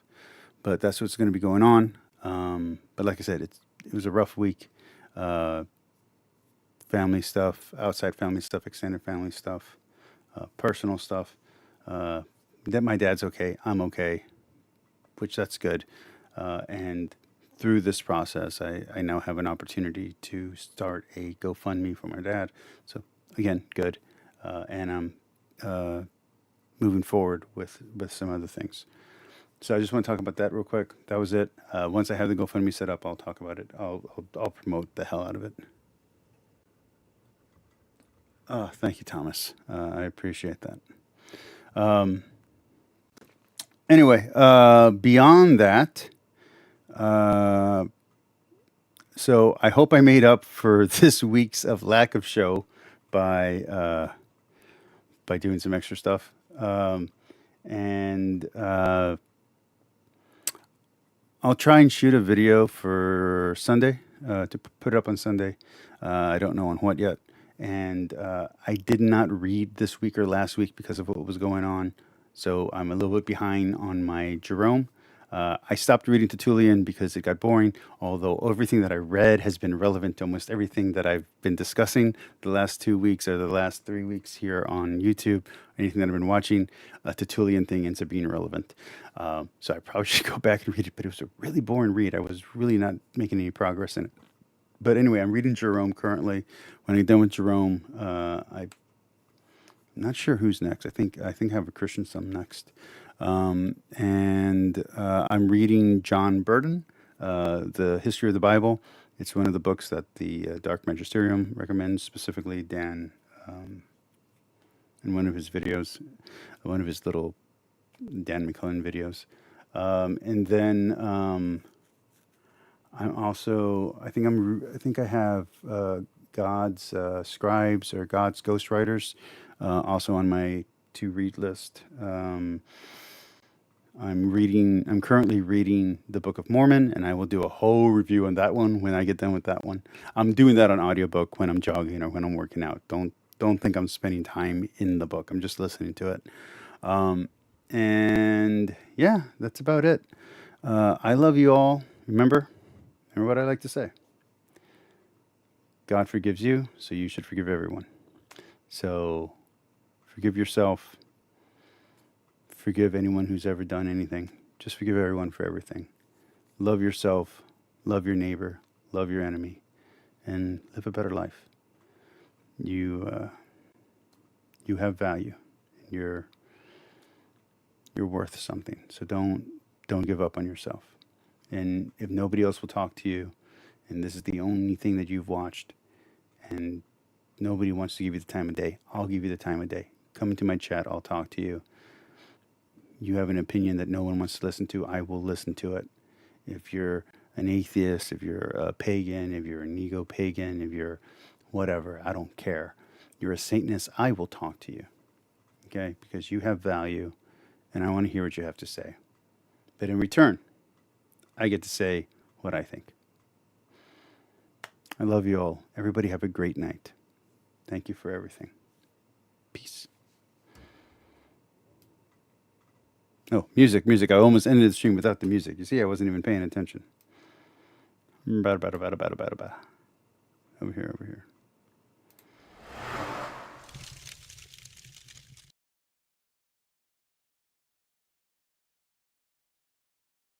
One of you guys can win.